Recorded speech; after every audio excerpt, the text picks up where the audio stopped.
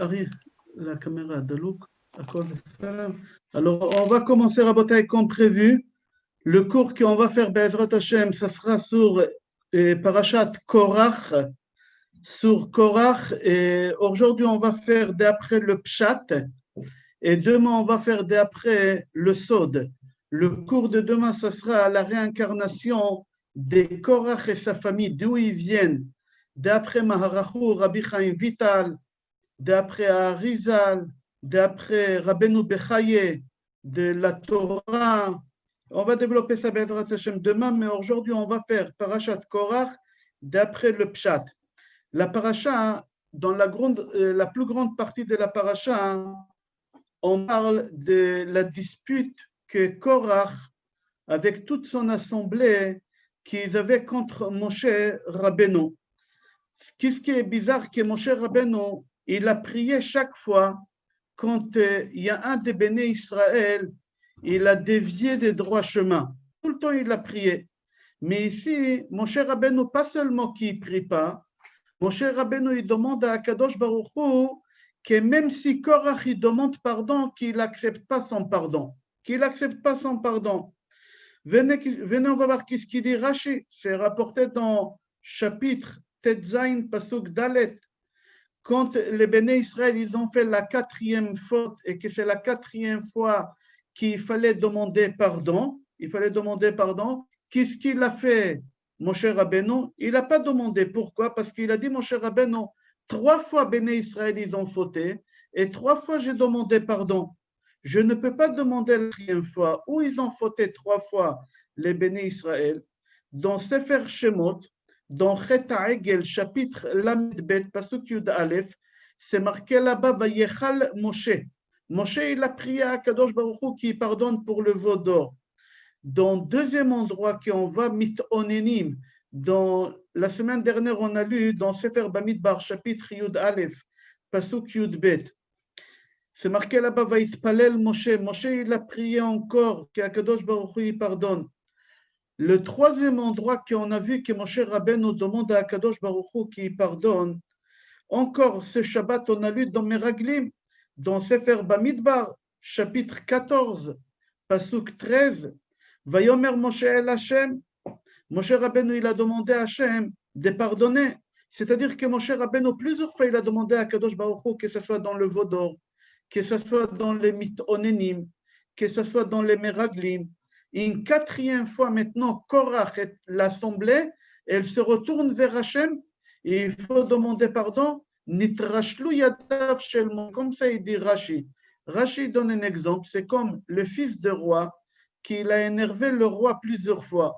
Et chaque fois, il y a quelqu'un qui est parti voir le roi pour qu'il pardonne 1 fois, 2 fois, 3 fois. La 4e fois, ce monsieur-là qui tout le temps il défendait le fils de roi, il a dit je ne peux pas. 3 fois je suis parti, 3 fois j'ai réussi que le roi il pardonne. La 4e fois, ce n'est pas possible. Ici aussi, Moshe Rabbeinu, il n'a pas demandé à Kadosh Baruch Hu de pardonner à Korach et à Adato pour la simple raison qu'il a demandé déjà 3 fois. Il a dit une 4e fois, on ne peut pas. Mais la question qu'elle se pose, d'accord, tu ne peux pas demander pardon parce que tu as demandé trop de fois. Pourquoi tu demandes à Hachem? Si eux, ils vont demander pardon, tu n'acceptes pas le pardon. Comment eux, ils peuvent faire une chose pareille? Et comment Moshe Rabbeinu, il peut faire une chose pareille? Dire à Kadosh Baruch Hu, si eux, ils demandent pardon, tu n'acceptes pas leur pardon. Il faut savoir que notre parasha, c'est une des parachiotes le plus difficiles qu'il y a dans la Torah. Chazal dit que Korach, ce n'était pas n'importe qui. Korach, c'était un homme très important. Il avait l'équivalent d'Aaron à Cohen. Il était au même niveau qu'Aaron à Cohen. Korach, ce n'était pas n'importe qui. S'il a fait des bêtises comme ça, il est rentré en guerre contre Moshe Rabbeinu, il y a des raisons. Venez, on va voir ce qu'il dit dans le livre d'Aliot Yecheskel sur Korach. Là-bas, il dit que Korach, c'était la personne la plus importante de la tribu de Lévi. C'est qui la tribu de Lévi? La tribu de Lévi, c'est Moshe, c'est Aaron. Korach, il dépassait Moshe et Aaron avec sa grandeur. Comme ça, il dit, Ve'ayam minos'e Aaron. Lui, il faisait partie de ceux qui portaient le Mishkan. Et il faut savoir que les gens qui portaient le Mishkan, ce n'était pas n'importe qui. C'est des personnes qu'il fallait qu'ils soient attachés à Hachem 24 heures sur 24, 7 jours sur 7. S'il s'est détaché de penser à Hachem, il mourrait tout de suite. Et Korach, il faisait partie de Nosé Aaron, partie de ces gens-là qui transportaient le Mishkan, qui transportaient en permanence, ils transportaient le Mishkan. C'est-à-dire que ce n'était pas n'importe qui. Alors il faut comprendre comment ça se fait que Korach, il s'est comporté comme ça. Pourquoi Korach, il avait autant de la haine, autant de disputes il a fait contre Moshe et Aaron. C'est rapporté dans Midrash, Bamidbar Rabbah, Parasha Yutret Ot Yudzain. Aaron et Korach shne'en shavim, que Aaron et Korach, ils étaient exactement la même chose. C'est-à-dire que Korach, il pouvait être Kohen Gadol. Korach, il pouvait être le Kohen Gadol, mais il n'était pas Kohen, il était Lévi. Il y a une différence entre Kohen et Lévi. Il pouvait, c'est-à-dire il avait la possibilité et la grandeur, mais il ne pouvait pas parce qu'il n'était pas Kohen, il était Lévi. C'est marqué dans le livre Maor Shebatorah que Korach, il avait les mêmes espérances spirituelles que Moshe Rabbeinu. L'espérance de Korach, c'était quoi? C'est de pouvoir un jour rentrer au Beth Amikdash, au Saint des Saints, où le Kohen Gadol y rentre à Kippour, et de sentir cette odeur de la sainteté, entendre la voix de Hachem, c'était ça son rêve.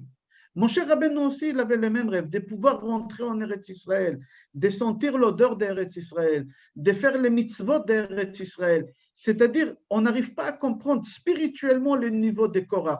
Ce n'est pas de notre niveau. Alors, c'est pour ça qu'on dit que la paracha de Korach, c'est une des parachiotes les plus difficiles à les comprendre. Et c'est pour cela, demain, on va expliquer, Be'ezrat Hashem, à 12h30, on va expliquer parachat Korach d'après la Kabbale. Rabbeinu Bechaye sur la Torah, ce n'est pas Rabbeinu Bechaye qui en fait tous les matins. Ce n'est pas les mêmes personnes, ils ont à peu près 400 ans d'écart entre les deux. Rabbeinu Bechaye sur la Torah dit que personne n'y peut comprendre la paracha de Korach d'après le Pshat. D'après le Pshat, on ne peut pas comprendre, ce n'est pas à notre niveau. Uniquement d'après la Kabbale, tu vas comprendre qu'est-ce qu'il a fait ici, Korach.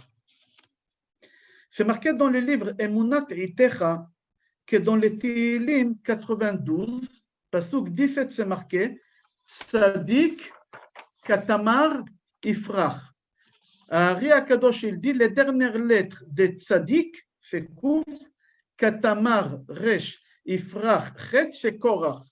Comme ça, il dit à Ari Akadosh. Et il dit qu'il faut que tu saches qu'il y a des niveaux dans la Kiouna. Il y a des petits Kohen, il y a des Kohen moyens, il y a des grands Kohen. Même chez les Lévis, il y a plusieurs niveaux chez les Lévis. Il y a des Lévim qui jouaient avec les instruments. Il y a des Lévim qui, leur travail toute la journée, c'était ouvrir les portes et fermer les portes.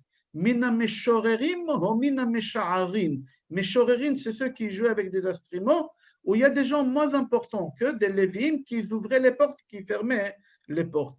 C'est-à-dire que les Lévim, tout le temps, leur travail, c'était où? C'est important que vous sachiez, à l'extérieur de Beth Amikdash, ou Bachatzer. Bachatzer, c'est à l'extérieur. Mais les Kohanim, tout leur travail, c'était à l'intérieur. Alors, il y a une différence entre Kohen et Lévi. Kohen, c'est à l'intérieur de Beth Amikdash. Les Lévim, ils n'avaient pas le droit de rentrer au Beth Amikdash. Les Lévim, c'était dans le Chatzer. C'était à l'extérieur de Beth Amikdash. Et Korach, son travail à lui, c'était quoi? Puisque c'était les Lévim, Tzadik Katamar Ifrach. Le tamar, le dattier, il pousse où? À la maison ou à l'extérieur de la maison? À l'extérieur de la maison. Alors le Tehillim dit, Tzadik Katamar Ifrach, c'est Korach. Le travail de Korach, c'était à l'extérieur, ce n'était pas à l'intérieur. Comme on continue le pasuk, comme c'est marqué, Ke'erev ba'levanon izge bechatzrot betelohenu yafrichu. Les Lévim, ils pouvaient monter spirituellement uniquement à l'extérieur de Beth Amikdash. Un Lévi qui voulait rentrer au Beth Amikdash, il mourait. Et Korach, il voulait absolument rentrer au Beth Amikdash. Moshe Rabbeinu lui a dit, tu ne peux pas rentrer au Beth Amikdash, tu n'es pas Kohen, tu es Lévi.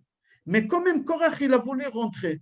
Mais on lui a dit, Bechatzrot betelohenu yafrichu, c'est uniquement si tu peux monter, tu veux monter spirituellement, c'est uniquement à l'extérieur de Beth Amikdash. La preuve, regarde, dans Sefer Dvarim, le premier chapitre, le premier passage. Qui a écrit le livre des Devarim?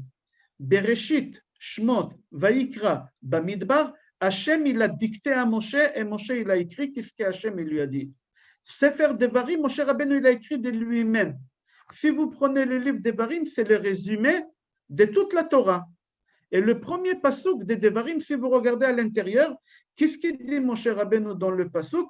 Il rappelle au Béné Israël tous les endroits où ils ont fait du mal à Hachem.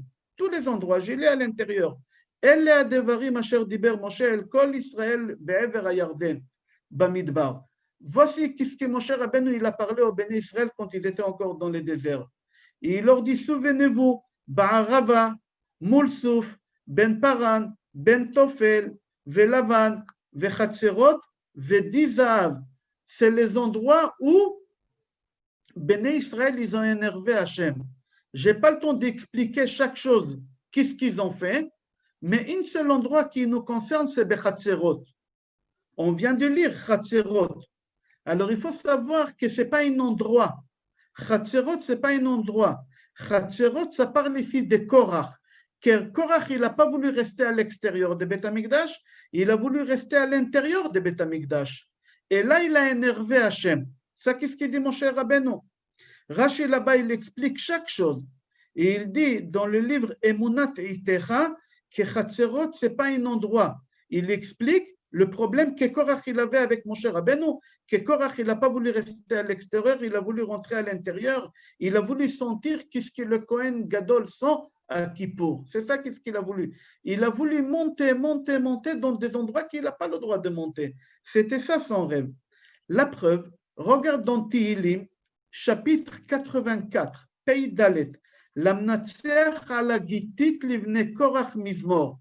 L'amnatseach ala gitit livne Korach mizmor, ça parle ici de Korach. Vegam kaleta nafshi lechatzrot Adonai libi ufsari yeranenu el chai. Qu'est-ce qu'il dit David Amelech dans ce psaume-là?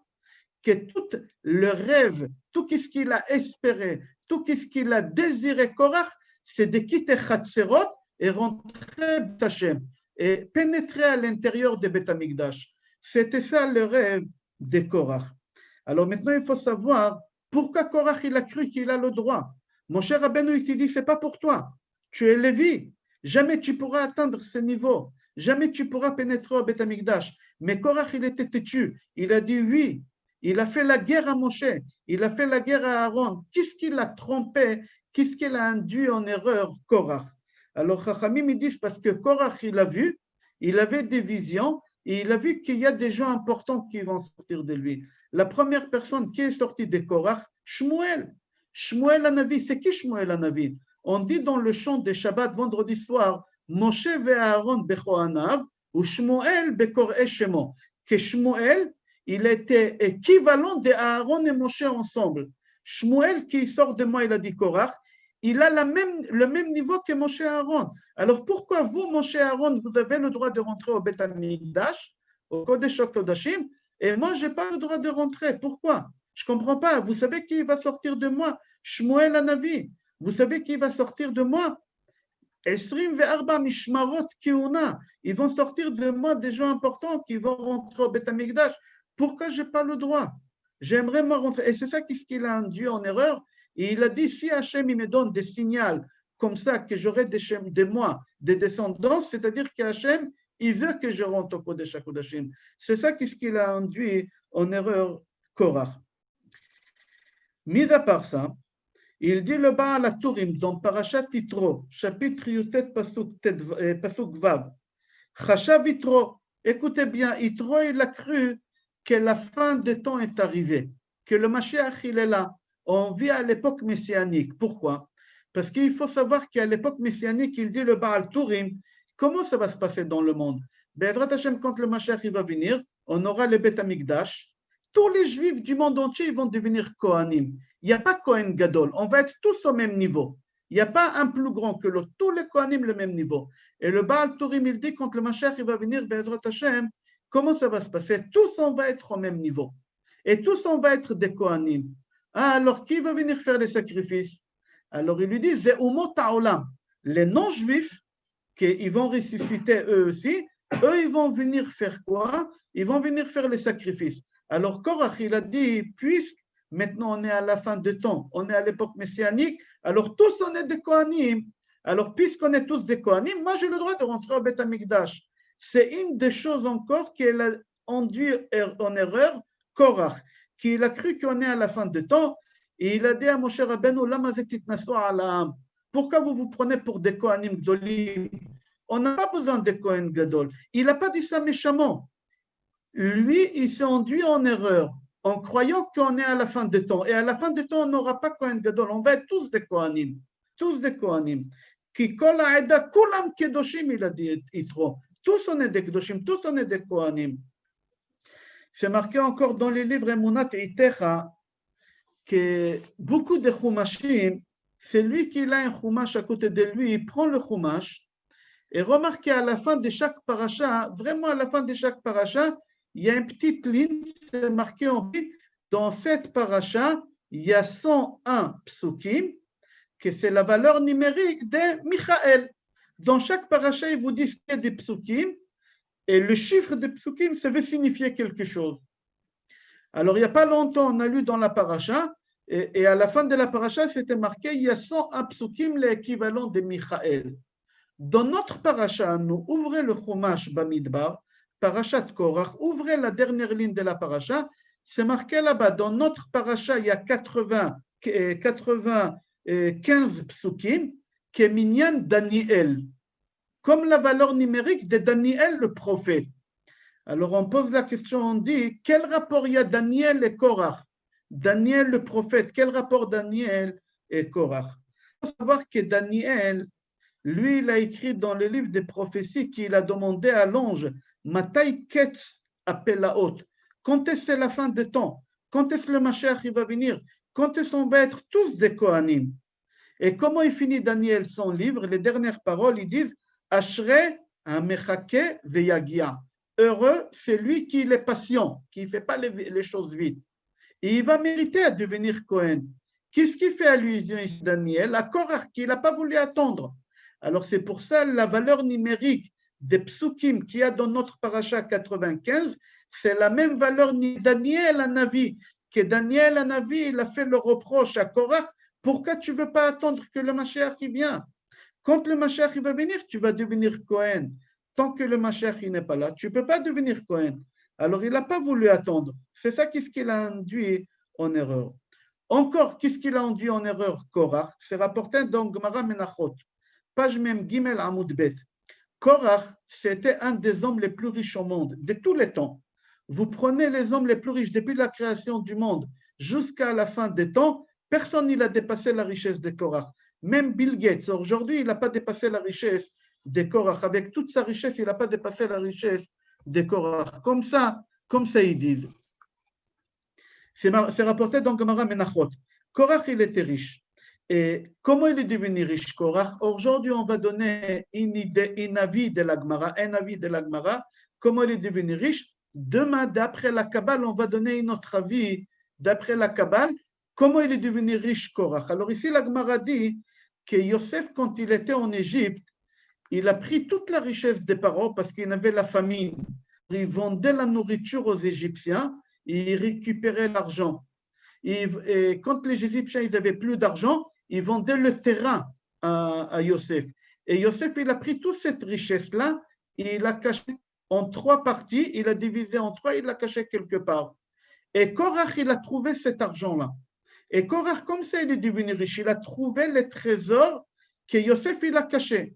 Alors Korach, ça lui a induit en erreur. Il a dit, si Hachem, il me donne la possibilité d'être un des hommes les plus riches au monde, c'est-à-dire que je suis Kohen Gadol. Parce que dans la Torah, c'est marqué que pour pouvoir être Kohen Gadol, il faut être quelqu'un de riche, grand de taille, important, intelligent. Et toutes ces choses-là, je les ai. Pourquoi Hachem il m'a donné la possibilité d'être riche? Regardez la richesse qu'il avait. C'est marqué dans la Gemara, que Gemara Psachim, page Kufyutet Amud Aleph, Amar Rabbi Levi. Rabbi Levi dit, viens voir la richesse de Korach. Korach, il avait 300 ânes qui portaient uniquement les clés de ces coffres forts. Regardez la richesse de Korach. Il avait 300 ânes que chaque année portait des centaines et des centaines de clés de coffres forts, tellement il était riche. Pourquoi des ânes blancs? On n'a pas le temps d'expliquer, mais la Gemara, elle dit, voici la richesse. Alors, qu'est-ce qu'il a induit en erreur, Korach? On a dit au début du cours qu'il a vu que de lui vont sortir Shmuel, il a vu que Akadosh Baruch Hu lui a donné la possibilité d'être riche, alors lui, il a dit, j'ai tous les points que normalement un Kohen Gadol, il doit avoir, être riche, être fort, et tout ça, j'ai. Alors c'est pour ça, moi, je veux cet endroit-là, il a demandé à Moshe Rabbeinu. Et Moshe Rabbeinu, il a dit à Korach, tu te trompes, Korach. Alors maintenant, la Gemara, elle essaie d'expliquer pourquoi Kadosh Baruch Hu, il avait besoin de punir Korach en ouvrant la terre. C'est marqué, Vatiftacha Adama et Pia, la terre, elle a ouvert la bouche, la terre, elle a une bouche, elle a ouvert la bouche, elle a avalé Korach et toute sa famille et toutes les personnes qui étaient avec lui. Pourquoi Kadosh Baruch Hu, il les a tués dans cette façon que la terre, elle s'est ouverte? Kadosh Baruch Hu, il pouvait les tuer comme il a tué Sodome et Gomorrhe. Il leur a fait tomber du ciel de la foudre, du feu. Il les a tués comme ça. Ou par exemple, les enfants d'Aaron à Cohen, Nadav et Avihu, comment ils sont morts? Il y a 2 fils de feu qu'ils ont rentrés par les narines et ils les ont brûlés à l'intérieur. Pourquoi Kadosh Baruch Hu, il n'a pas tué Korach et toute sa famille avec de la foudre du ciel, ou autrement, ou comme les enfants de, comment ils s'appellent, comme les enfants d'Aaron à Cohen? Pourquoi Hachem, il avait besoin de faire ouvrir la tête? Venez, on va voir qu'est-ce qui se passe. Il y a une Mishnah dans Maxime de nos pères, chapitre 5, Mishnah 6. Asara dvarim nivreu be'erev Shabbat. 10 choses à Kadosh Baruch Hu, il a créé vendredi, 1 minute avant la rentrée de Shabbat. Hachem, il a créé 10 choses 1 minute avant la rentrée de Shabbat. Et voici les 10 choses. La bouche de la terre, c'est notre paracha à nous. La bouche des puits de Myriam, c'est Shabbat prochain, on va lire dans Parashat Chukat. Pi Aaton, la bouche de l'ânesse, on va lire Parashat d'après Balak. 4e chose, Akadosh Baruch Hu, il a créé 1 minute avant Shabbat, à Keshet, l'arc-en-ciel, Haman, Hamate, Ashamir, Achtav, Amirtav, Ve'aluchot. Les 10 choses qu'Akadosh Baruch Hu, il a créées, ils sont dans 1 minute avant Shabbat, ils sont dans cette Mishnah.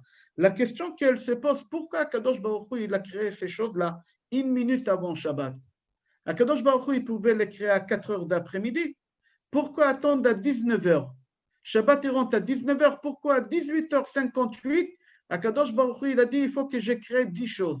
Pourquoi Hachem, il ne les a pas créées à 14 heures, à 16 heures? Pourquoi Hachem, il a attendu au dernier moment?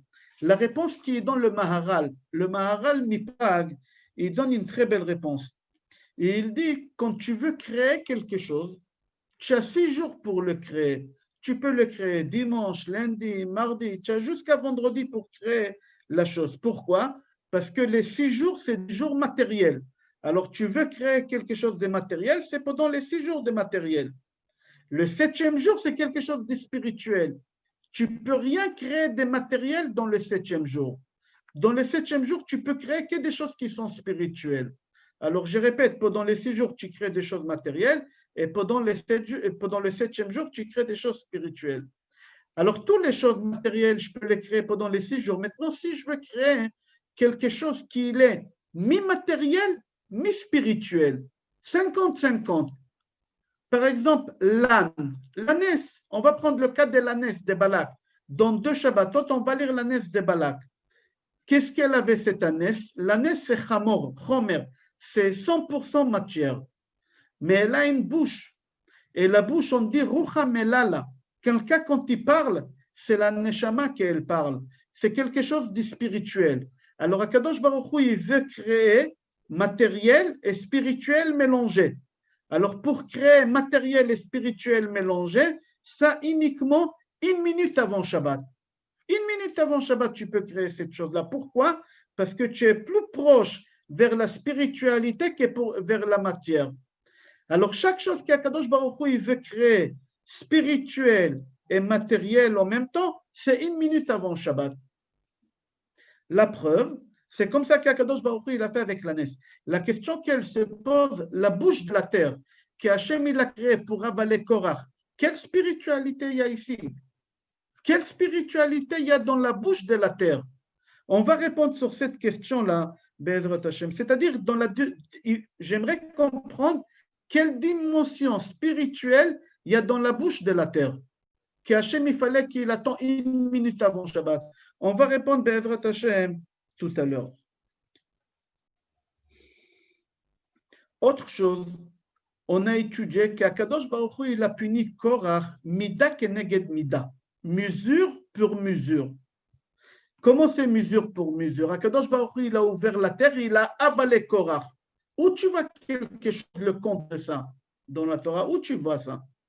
Alors, regarde qu'est-ce qu'ils disent. Ils disent comme ça, qu'en réalité, que Moshe Rabbeinu, Korach, il lui a dit, Lama titnas'u ala ha'am. Pourquoi vous volez haut? Pourquoi vous volez haut? Pourquoi tu t'envoles? Tu t'es pris pour qui cet orgueil? Qu'en réalité, Moshe Rabbeinu, il était humble comme la terre, comme ça la Torah, elle témoigne. La Torah, elle dit que Moshe Rabbeinu, il était tellement humble. Moshe anav mikol adam asher al pene adama.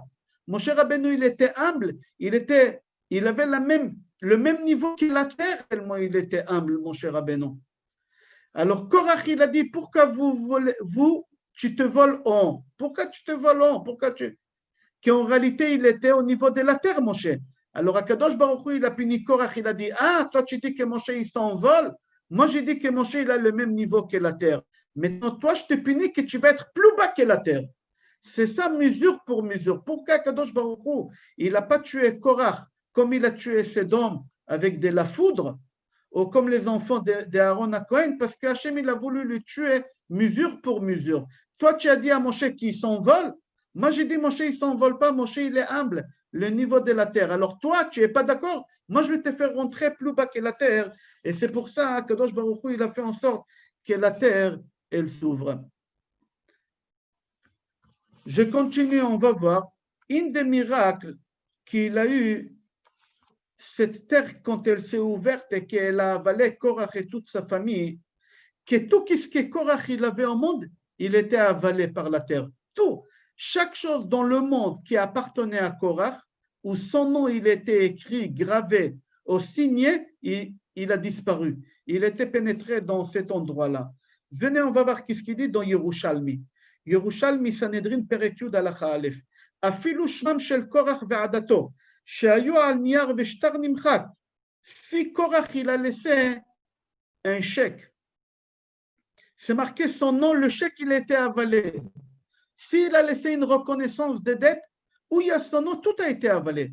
Il dit le Midrash, Bamidbar Rabbah, Perek Yutret, même les habits qu'il a mis au dégraissage, Koves, c'est le dégraissage, qu'il a mis au dégraissage, même eux, ils ont parti, ils se sont roulés jusqu'à qu'ils se sont enterrés avec Korach en même temps. Amar Rabbi Shmuel Bar Nachmani, Afilu Machat Shaita Sheula Bidei Israël Nivlea. Même une aiguille que Korach, il a prêté à un voisin, même cette aiguille, elle est venue, elle l'a rentrée dans la terre. D'où on sait? C'est marqué dans la paracha, dans le chapitre 17, Tetzain, Pasuk Lamed Gimel. Vayerduhem vechol asher lahem chaim sheola. Tout ce qu'il avait, tout ce qui concernait Korach et sa famille, tout ce qu'il avait, l'odorat de Korach, tout est parti. C'était quelque chose de miraculeux. Il n'y a rien qui est resté, aucun souvenir. Une seule chose, elle est restée, c'est la paracha Korach. C'est la seule chose qui est restée au nom de Korach. Qu'est-ce qui est bizarre? Il faut comprendre. Korach, tout est parti. Avec toute la méchanceté qu'il avait, il y a une paracha à son nom. Avraham Avinu, il a une paracha. Yaakov Avinu, il a une paracha. Yitzhak, personne il a une paracha. C'est-à-dire qu'il faut comprendre qu'est-ce qui est enterré ici. Il y a quelque chose qui est caché ici. Il faut comprendre qu'est-ce qui est caché ici. Maintenant, on va voir. Le Ma'adané Shmuel, il pose une question, il dit, c'est étonnant la façon que Moshe Rabbeinu il se comporte avec Korach. Tout le temps, Moshe Rabbeinu il a prié pour Korach, pour tous les Juifs. Moshe Rabbeinu, il a prié pour tous les Juifs. Mais chez Korach, pas seulement qu'il n'a pas prié, il a demandé à Kadosh Baruch Hu de l'éliminer. C'est marqué dans la paracha. Moshe Rabbeinu, il demande à Kadosh Baruch Hu, ouvre la terre et qu'il se fasse avalep dans la terre. C'est comme ça qu'il a demandé, Moshe Rabbeinu. Pourquoi Moshe Rabbeinu, il a demandé sur Korach une chose? À tout le monde, tu pries, sur tout le monde, tu pries à part Korach. Encore une question. Comment il a réussi, Korach, de traîner avec lui tout le peuple juif à la fin? À la fin, ce n'était pas 250 rachés Sanedraot de la tribu des Lévi. Ce n'était pas seulement les 250 chefs des Sanhedrin de la tribu des Lévi. Tous les béné Israël dans les déserts, il a réussi à les attirer vers lui contre Moshe Rabbeinu. Rashi, il répond, et il dit l'Eitzanout. C'est quoi l'Eitzanout? Il leur a fait des sketchs, comme Gad Elmaleh. Gad Elmaleh, il attire des gens parce qu'il les fait rire. Comme ça, il dit Rashi. Korach, il a fait des sketchs avec tous les mitzvot que Moshe Rabbeinu, il a dit. Pas les mitzvot de la Torah écrite, je précise bien, que de la Torah orale. Que la Torah orale. Tout ce qui est la Torah écrite, il n'a pas rigolé. Il s'est moqué de toute la Torah. Et qui l'a encouragé à se moquer? Sa femme. La femme de Korach, elle l'a encouragé. Venez, on va voir. Dans Midrash Yalkut Shimoni, Parashat Korach, Remes Tafshin Nun, c'est marqué dans Tehillim ou Bemoshav Leitzim Lo Yashav. Il ne faut pas s'asseoir dans un endroit où il y a des rigolos, des gens qui font rire comme ça, les gens, on n'a pas le droit. De qui on parle ici? Il dit on parle de Korach. Korach, il a réuni tous les Juifs et il leur faisait des sketchs tous les soirs. Tous les soirs, il leur faisait des sketchs. Écoutez, un des sketchs qu'il leur faisait. Je vous demande de me suivre 4 minutes, un sketch. Un sketch, regardez le sketch qu'il a fait. Il a réuni tous les Juifs et il leur a dit, vous savez, dans le quartier où j'habite, dans le désert, j'ai une voisine veuve, son mari il est mort, et il a laissé avec 2 orphelines. Il a laissé avec 2 orphelines. Et cette femme veuve-là, pour pouvoir gagner sa vie, pour manger, elle a acheté un bout de terrain. Elle a acheté un bout de terrain dans le désert et elle a voulu faire pousser des fruits pour donner à manger à ses enfants. Dès qu'elle a voulu labourer la terre, Moshe Rabbeinu, il est venu, il a dit, madame, si vous labourez la terre, il ne faut pas labourer la terre avec un taureau et un âne. On n'a pas le droit. On n'a pas le droit de labourer la terre mélangée. Et quand elle a voulu, après qu'elle a fini, qu'elle a fait comme il lui a dit, elle a voulu venir et mettre tous les graines. Il lui a dit, il lui a dit, madame, vous n'avez pas le droit de faire plusieurs sorts ici. Une seule sort, c'est tout.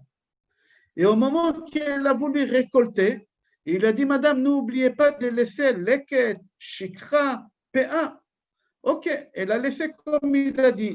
Au moment qu'elle a tout récolté, qu'elle a laissé ce qu'il fallait laisser, elle veut rentrer chez elle à la maison. Mon cher Rabbeinu lui dit, madame, il faut donner à mon frère Trouma, Maaser Rishon, Maaser Sheni. Il faut donner le Maasrot, il faut prélever pour les pauvres, pour mon frère. Il faut prélever la Trouma, il faut donner. La pauvre, c'est comme tu ouvres une affaire. Dès que tu as ouvert une affaire, 2 jours après, tu reçois une lettre de TVA, ou tu reçois les lettres de, je sais pas, de tous les bureaux, on te fait payer. Elle, c'est la même chose. Elle vient d'acheter un terrain. Korach, il dit à toutes les personnes qui étaient dans la salle, regardez-moi ça, dès qu'elle a acheté un bout de terrain, mon cher Rabbeinu, il lui a sauté sur elle, il lui a dit, il faut payer ci, il faut payer ça. Qui est payé. C'est comme aujourd'hui, tu ouvres une petite affaire, dès que tu ouvres une affaire, tu n'as même pas gagné 1 euro, déjà qu'on te demande à payer des choses et des choses. C'est ça qui leur a fait rire. Ce n'est pas fini. La vieille, cette veuve, elle a donné qu'est-ce qu'il a demandé, il lui a rien resté à la fin, la pauvre. Alors, qu'est-ce qu'elle a fait? Elle a dit, puisque je ne gagne rien du tout, elle est partie, elle a vendu le champ. Et elle a pris l'argent de ce champ-là, et elle est partie acheter 2 chèvres. Elle a dit avec les chèvres, je vais tondre, et je vais faire des pulls à mes filles, parce qu'ils ont froid le soir. Il fait froid dans le désert le soir, elle voulait leur faire un pull. Et elle a dit, et après, quand ces 2 chèvres-là, ils auront des bébés, je vais les vendre et je vais gagner un peu d'argent.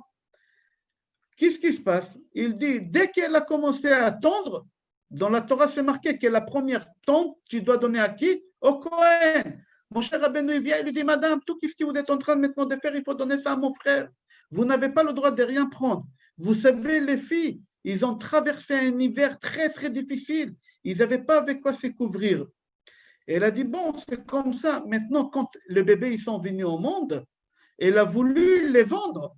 Non, Aaron Cohen, il vient et lui dit, Madame, les premiers-nés, ça appartient à qui les premiers-nés? Au Cohen. Alors, tu me donnes tout le premier-né de deux moutons. Tu me donnes qu'est-ce qui vient au monde. C'est-à-dire, né, elle a eu la tante, cette voisine-là. Né, elle a eu les premiers bébés qui sont venus au monde, ils lui ont tout pris. Alors, elle, j'ai rien mangé, qu'est-ce que je fais? Elle a dit, Aaron, écoute-moi, laisse-moi tranquille, je vais les égorger et je vais les manger. Comme ça, Korach, il raconte dans son sketch. Je vais les égorger. Aaron lui a dit, ah, tu vas les égorger. Tu sais, quand on égorge, à qui on donne les parties intérieures, les poumons, les reins, le foie? Au Cohen. Alors, madame, je te préviens, dès que tu coupes, à peu près la moitié de l'animal, ça m'appartient. Je suis le Cohen.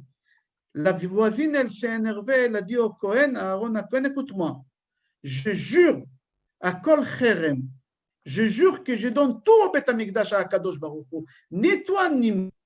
Alors Aaron, il lui dit, ah madame, si c'est comme ça, tout ce qui est Cherem, c'est pour moi, c'est moi le Cohen, je prends. Hachem, il ne mange pas.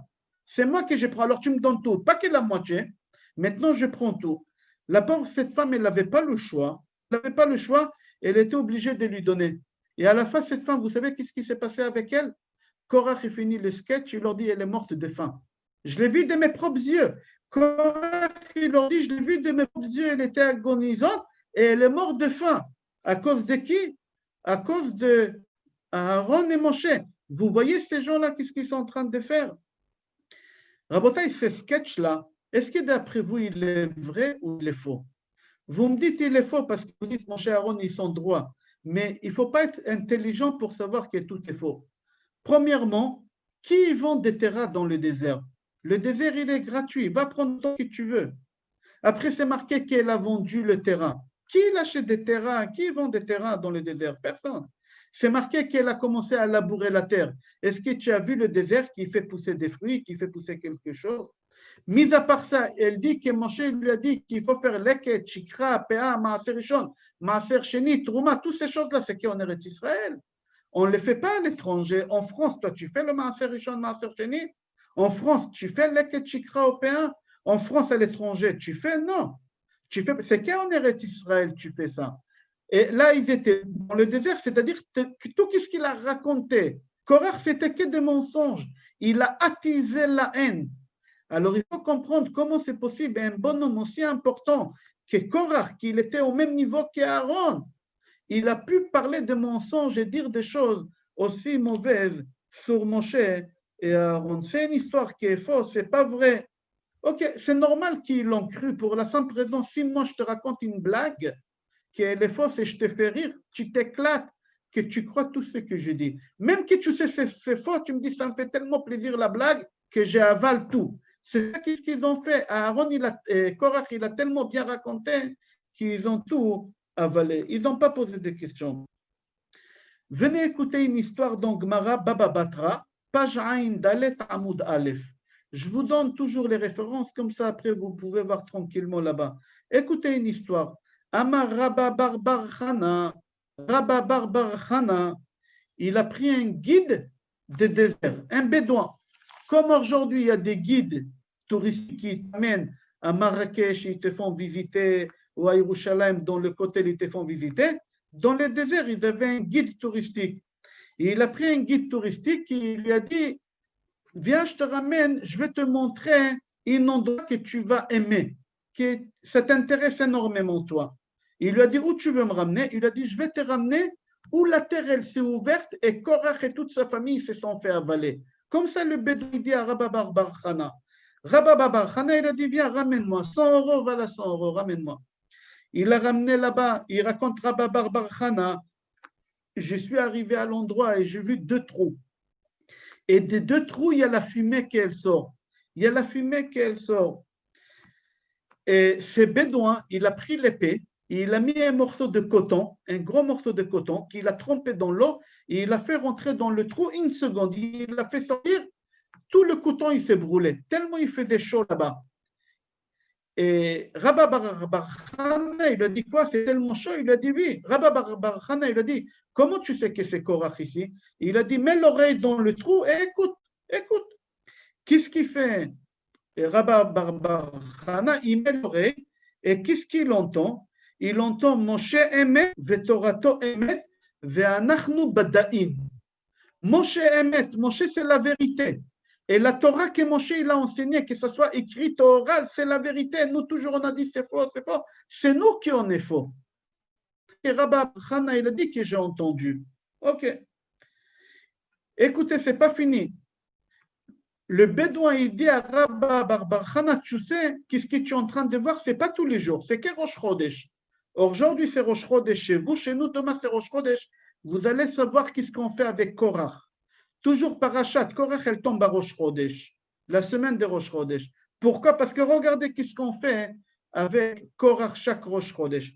Alors il dit comme ça, Rabba Bar Chana, que chaque Rosh Chodesh, on prend Korach et toute sa famille et on les tourne des côtés. C'est que tu fais des grillades sur la grille et quand c'est cuit d'un côté, tu tournes l'autre côté. Alors il est Rosh Chodesh Ofrim Otad Mitzat Kedesh Yitbasher Mikol Hatzdadim. On le tourne des côtés pour qu'il brûle bien de tous les côtés. Alors là-bas, la Gemara, elle pose la question, il dit, pourquoi que Rosh Chodesh? Pourquoi que Rosh Chodesh? Qu'est-ce qu'il y a de spécial Rosh Chodesh? Alors là-bas, la Gemara, elle répond, elle dit, parce que quand Akadosh Baruch Hu, il a créé le monde, quand Hashem, il a créé la lune et le soleil. Et la lune et le soleil, ils avaient la même puissance de lumière, la même puissance. Mercredi, Akadosh Baruch Hu, il a demandé à la lune de s'éteindre. Et elle n'a pas posé de questions. Si Hachem, il a dit, j'ai fait. Qu'est-ce qu'il fait Korach? Korach, il fait le contraire. Hachem, il dit à Korach, Korach, c'est pas pour toi. Et Korach, il veut quand même être au même niveau que Moshe. Tu ne peux pas briller comme Moshe. Moshe, c'est un Kohen. Aaron, c'est un Kohen. Toi, tu ne peux pas être Kohen. Tu es Lévi, Bachatzerot. Alors, comme lui, il n'a pas voulu comme la lune, et Rosh, c'est le renouvellement de la lune. Qu'est-ce qu'il a fait à Kadosh Baruch Hu? Hachem a fait en sorte que tous les Rosh Chodesh, on tourne des côtés. Demain, c'est Rosh Chodesh, et demain, on va lire quel psaume? Shir Shel Yom, Livnei Korach, Rosh Chodesh et Korach 2. Pourquoi Rosh Chodesh et Korach? Dans le cours qu'on fera demain, d'après le Sod, à midi et demi, on va expliquer Be'ezrat Hashem. La question qu'elle se pose, pourquoi eux ils crient là-bas Moshe Emet, Torato Emet? Moshe il est vrai et la Torah de Moshe elle est vraie et nous on est des menteurs. Pourquoi eux ils crient ça tous les Rosh Chodesh? Pourquoi ils disent ces paroles-là? Parce qu'eux ils disaient que tout ce que Moshe Rabbeinu dit, il invente de lui-même, il fait n'importe quoi. Il n'était pas, c'est-à-dire quoi? Qu'ils ont dit que Moshe c'est un menteur. Maintenant, qu'est-ce qu'eux ils proclament?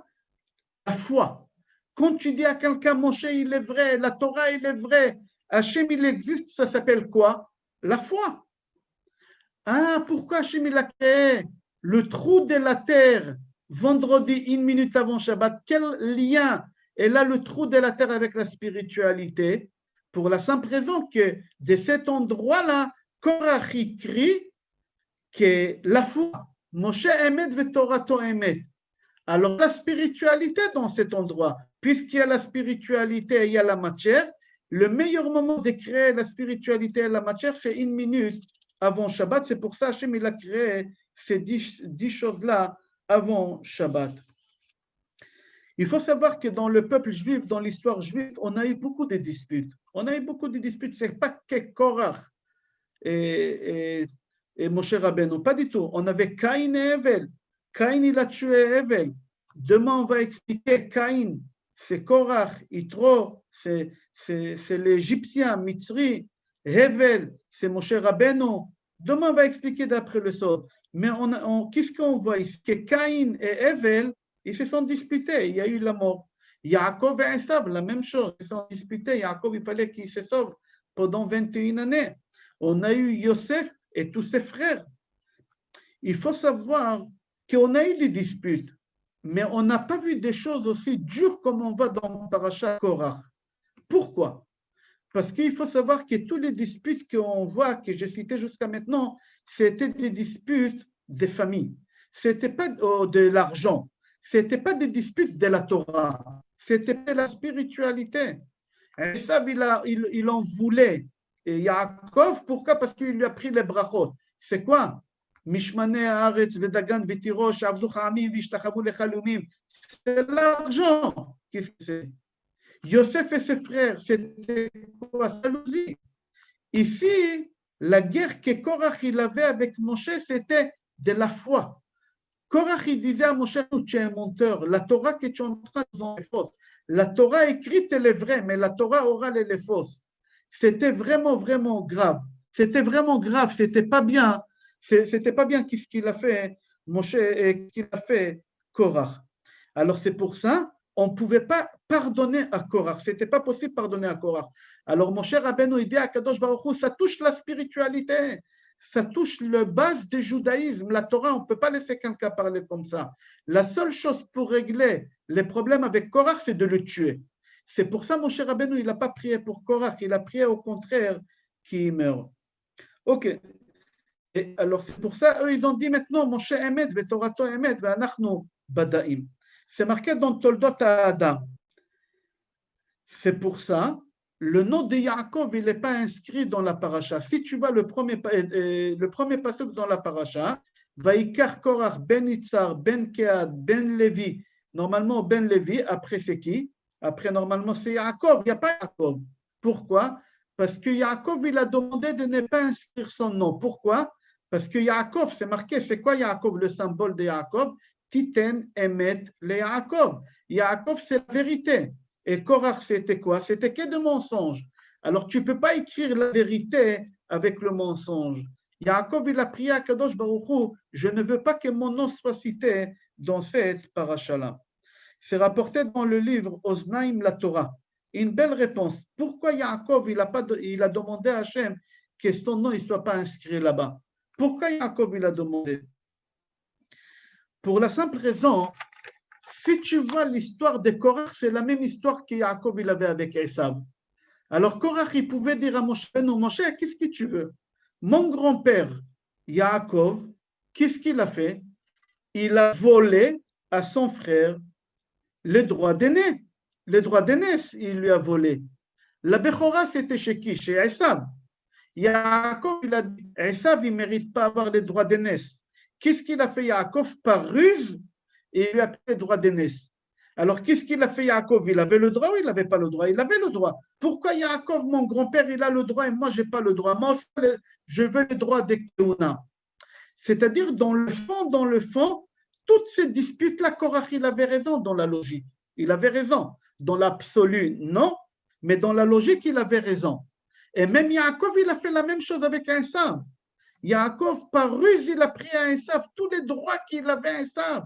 Il lui a tout pris. Alors, Korach, il a dit, moi aussi. Alors, quand Yaakov, il dit, Hachem, s'il te plaît, que mon nom ne soit pas cité dans cette achat, Hachem, s'il te plaît, n'y donne pas cette idée à Korach de dire à Moshe Rabbeinu, mon grand-père Yaakov, il a fait la même chose. Hachem, s'il te plaît, fais en sorte, parce qu'il aura raison dans le fond. Dans l'absolu, non. Mais il aura raison dans le fond. Il sait pourquoi. Il aura raison. Il faut comprendre pourquoi.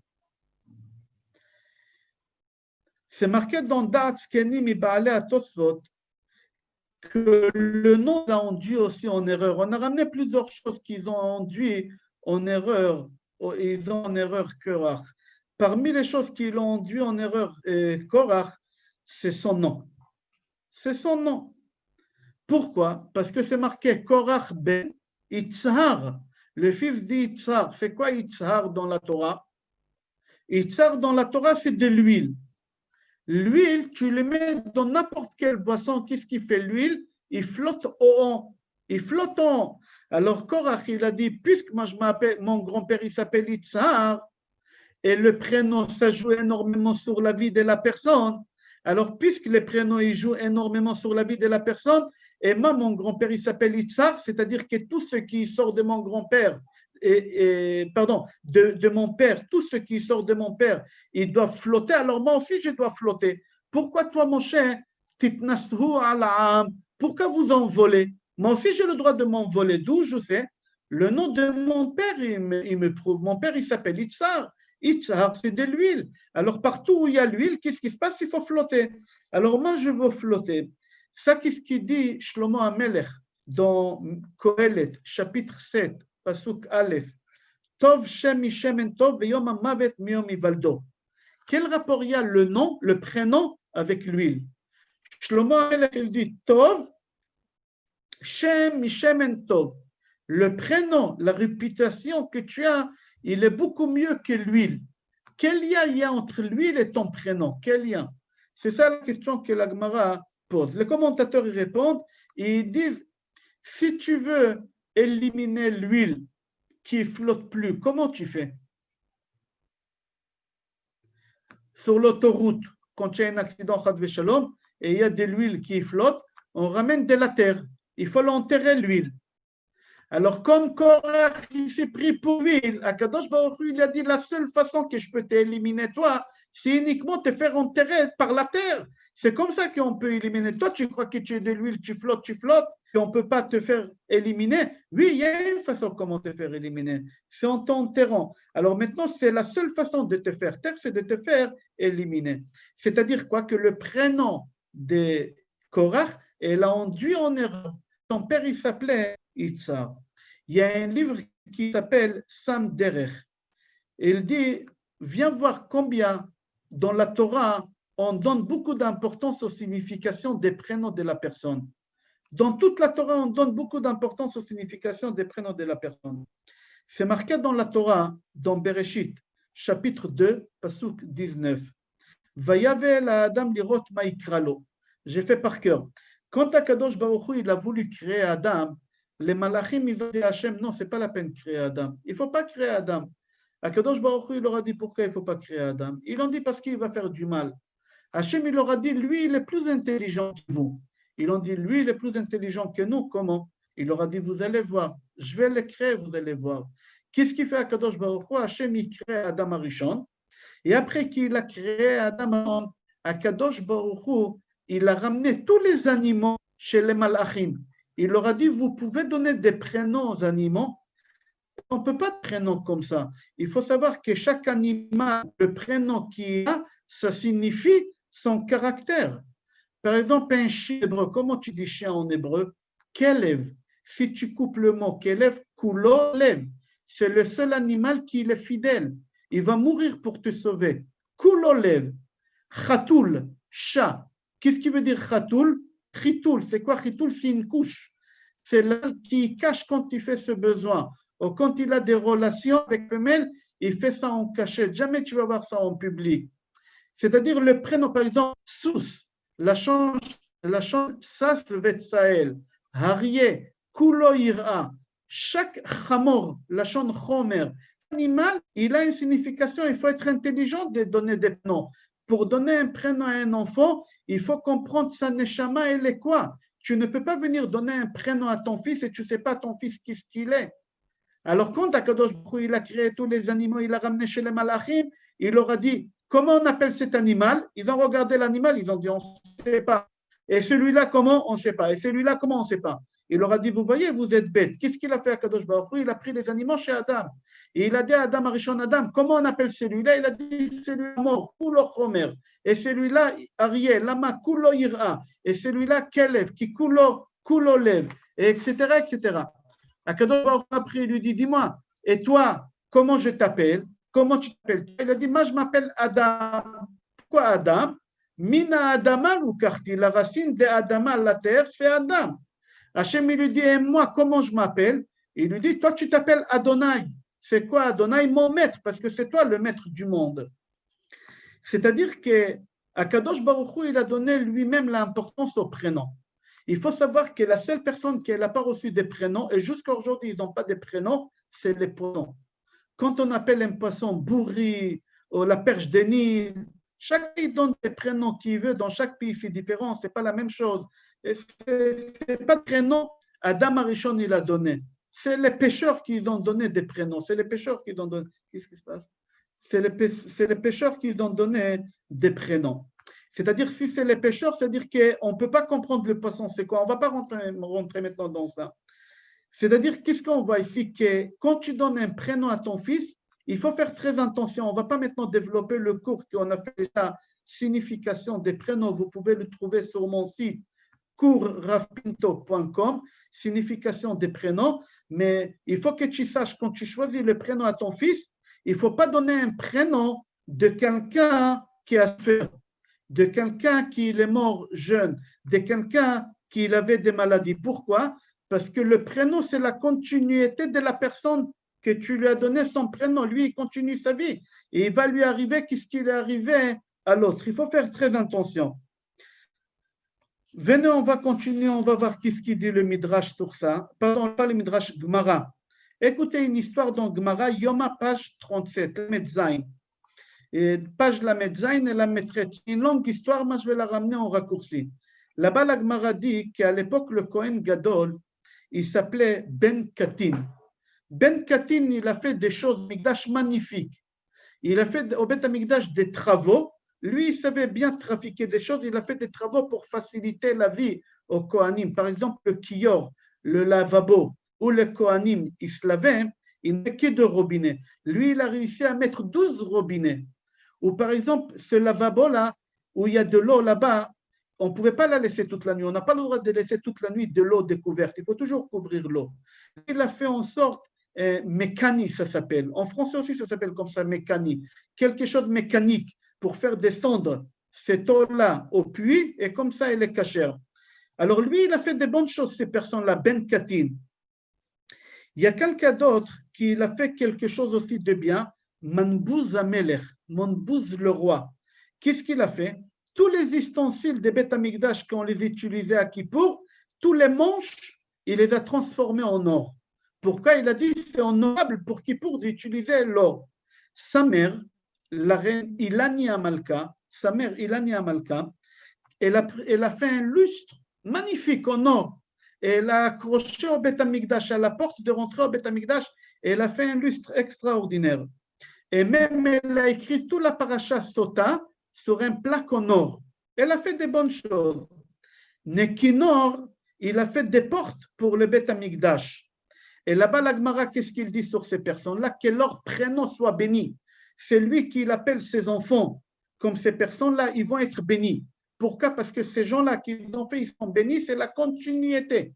C'est pas fini. La Gemara dit, venez voir des gens qui sont maudits et qu'il ne faut pas transmettre ces prénoms à vos enfants. Comme ça, là-bas, la Gemara dit.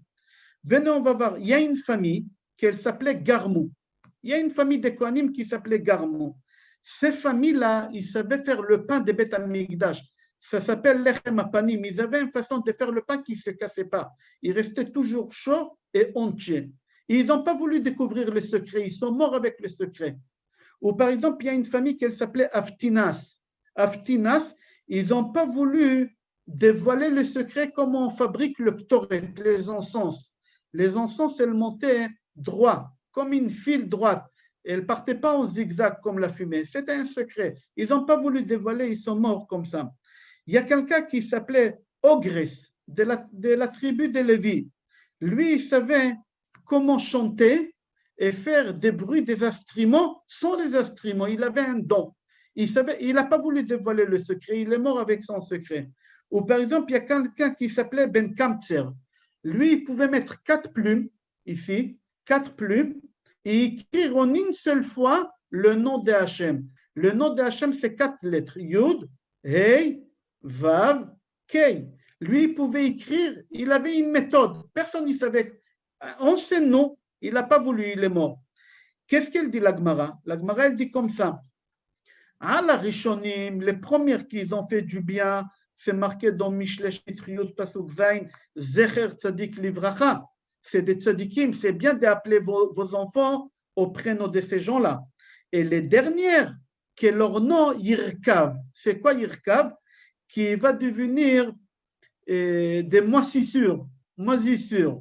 Pourquoi? Le moisissure, c'est quelque chose qui disparaît. Ces prénoms-là, il ne faut pas les garder. Il faut qu'ils disparaissent. Pourquoi? Parce qu'on continue les mêmes caractères de l'autre. Jusqu'à là, on est bon. Maintenant, j'aimerais lier ça à la paracha. Avant de lier ça à la paracha, venez, on va voir une autre histoire. Là-bas, la Gemara, elle dit comme ça, Amar Ravina, Ravina, il a dit, il y a un garçon qu'on l'a nommé Doeg. C'est quoi Doeg? S'inquiète. Il s'inquiète tout le temps. On l'appelait Doeg. Il s'inquiète, il s'inquiète, il s'inquiète. Et sa mère, tellement s'inquiétait pour lui qu'elle l'appelait aussi, je m'inquiète pour toi, Doeg, s'inquiétait. Et elle, tous les jours, elle pesait son fils pour voir s'il perdait de poids ou il prenait de poids. Elle mesurait sa taille s'il grandissait, tellement elle s'inquiétait pour lui. Là-bas, la Gemara, elle raconte, quand Nebuchadnezzar est venu, elle a encerclé Yerushalayim, cette femme-là, elle n'avait rien à manger. Et elle a failli mourir, elle a pris son fils, qu'elle s'inquiétait pour lui, elle a égorgé, elle a mangé son fils, cette femme-là. Ça vient d'où? Des prénoms qu'elle a donnés à son fils Doeg. Vous imaginez où le prénom de la personne, elle peut ramener, c'est des choses qui n'ont pas de limites. Une mère qui s'inquiétait tellement pour son fils, elle l'a égorgé et elle a mangé, elle a fait griller son fils et elle a mangé. Comme ça, c'est rapporté là-bas. C'est-à-dire quoi? En deux mots, Rabotaï, on a fini le cours, qu'on apprend d'ici que le prénom de la personne, elle influence beaucoup sur la vie de la personne. Tu veux ou tu ne veux pas, ça influence sur toute ta vie. Le Khatam Sofer, il dit quelque chose de... Ça m'a fait des frissons. Ça m'a fait des frissons. Et il dit, le Khatam Sofer, je n'arrive pas à comprendre comment le papa de Korach, il a appelé son fils Korach. Tu sais c'est qui Korach? Cherche dans la Torah, c'était qui Korach avant Korach? C'est marqué dans Sefer Bereshit, chapitre 36, Lamed Vav Pasukei, Ve Aholibama. Aholibama, c'était qui? La femme de Esav. Esav a des enfants avec Aholibama. Et comment ils ont appelé les enfants? Yaouch, Yaalem, Ve Korach. C'est-à-dire, Korach, c'était le fils d'Esav, c'était un rachat. Et qu'est-ce qu'il fait Yitzhar? Il a un fils qu'il appelle comment? Il appelle comme le fils d'Esav. Ah, tu appelles ton fils au nom d'Esav, il va être comme Esav. Et c'est pour ça que Korach, il s'est comporté comme il s'est comporté. Comme Esav, il était rachat, comme ça, et son fils aussi, Korach, il était rachat. Comme ça, Korach, dans notre paracha, il était rachat. Le Khatam Sofer, il dit que c'est rapporté dans Gemara Yoma, page la maîtresse Amoud Bet. On n'a pas le droit de nommer son fils au nom d'un rachat. Pourquoi? Parce que cet enfant, il va avoir la continuité de cette personne. Là-bas, la Gemara dit, tu n'as pas le droit de donner un prénom à ton fils de ton beau-père ou de ta belle-mère ou de tes parents s'ils étaient malades, s'ils étaient loin de la religion, s'ils n'avaient pas la foi. Pourquoi? Parce que c'est la continuité de la personne. Si la personne elle est morte à 40 ans, et toi tu donnes le nom de ton fils à la personne qui lui aussi mourra à 40 ans. Comme ça la Gemara dit, Gemara Yoma, page la maîtresse Amoud Bet, comme ça il écrit le Khatam Sofer, et il dit, et n'y sois pas étonné que Korach avec toute sa grandeur, il avait l'équivalent d'Aaron, qui s'est comporté comme il s'est comporté contre la Torah, il n'avait pas la foi dans la Torah. Pourquoi? Parce que c'était dans la Neshama. Si tu écris Neshama, pas horizontal, écris vertical, non, shin, mem, hey. C'est quoi au milieu? Shem. Shem. On, c'est quoi? Nun. Nun, c'est 50. Avec le prénom, il peut ton fils monter jusqu'en. Ça passe tous les limites. Et le hey en bas, ça signifie quoi? Ça signifie le bas, le plus bas possible. Akadosh Baruch Hu bara et olamo beya. Ki yad Adonai tzur olamim. Ki beya Adonai tzur olamim. Akadosh Baruch Hu, il a créé en avec Yud et en bas, il a créé avec Hey. Alors, si tu écris Neshama, parce que le prénom, c'est la Neshama, c'est toute la vie de la personne. Alors, Nun, c'est 50, c'est le plus haut. Le Hey, c'est en bas, c'est le plus bas. Il reste au milieu Shem. Avec le prénom que tu donnes à ton fils, c'est la réussite de sa vie. Si tu lui donnes un bon prénom, il peut monter et voler jusqu'en haut. Si tu lui donnes un prénom comme le papa de Korach, il appelait Korach au nom d'un des enfants d'Esav, voilà qu'est-ce qui s'est passé. Alors, n'y t'étonne pas que Korach, avec toute sa grandeur, avec toute sa sainteté, avec tout ce que tu veux, voilà qu'est-ce qui est devenu Korach. Ok, Rabotai, s'il y a des questions, on va essayer de répondre. Tu peux débloquer. On va donner 5 minutes pour des questions. Et demain, Be'ezrat Hashem, n'oubliez pas, à 12h30, le cours qu'on va faire, ça sera toujours sur la paracha mais d'après Rabbeinu Bechaye et d'après le Sod. Parce que Rabbeinu Bechaye dit qu'on ne peut pas comprendre cette paracha si ce n'est pas que d'après le Sod, parce que ce n'est pas compréhensible. Là, je l'ai fait d'après le Drash, mais c'est pas facile, c'est beaucoup de travail. Il y a des questions, Rabotai? Oui, Madame Amar.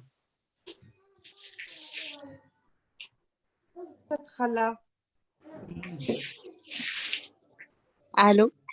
Oui, là, je vous écoute.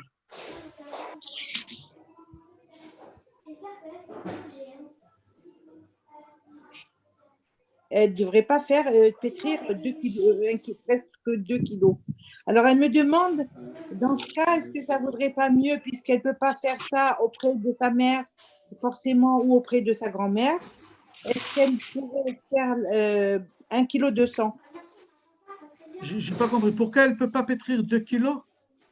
Parce que je vous avais posé la question, puisque c'est une jeune fille, ça serait préférable qu'elle pétrisse avec sa mère ou sa grand-mère pour faire la frachat chala. Si elle est seule, elle n'a pas besoin des 2 kilos, elle n'a qu'à faire la frachat chala chez sa mère. Non, elle vit chez sa mère, mais sa mère travaille. Elle fait le pain pour Shabbat, elle arrive à le faire. Vous voyez ce que je veux dire? Alors, elle m'a dit, Oui. dans ce cas, demande à monsieur le Rav si ça ne serait pas mieux que je fasse 1,2 kg. Ah non, pas du tout. Il faut faire 1,667 kg avec la frachat chala, avec la bracha. Il ne faut pas Avec faire la 1,2 bracha. kg avec la bracha. 1,230 kg, on prélève sans la bracha. Et elle peut donc faire, même si elle n'est pas auprès d'une personne mariée. Donc, ça, en l'occurrence, oui, bien sûr, oui, bien sûr. D'accord. La frachat chala, c'est pour tout le monde. Même les hommes, ils doivent faire la frachat chala. D'accord, ok, je vous remercie. Avec plaisir. Shavua Tov, Chodesh Tov, Rosh Chodesh Mevorach. Il y a des questions, Rabotai? Il n'y a pas de questions? Je vous souhaite Shavua Tov, Chodesh Tov, Bracha Ve'atzlacha, Isaac Kadosh, Shalom Aleichem. Shavua Tov, Monsieur Saba. Kol Tov, Bracha Ve'atzlacha, Nissim Shabbat, Shavua Tov, Kol Tov, Daniel Baz. Shavua Tov. Isaac Boussy.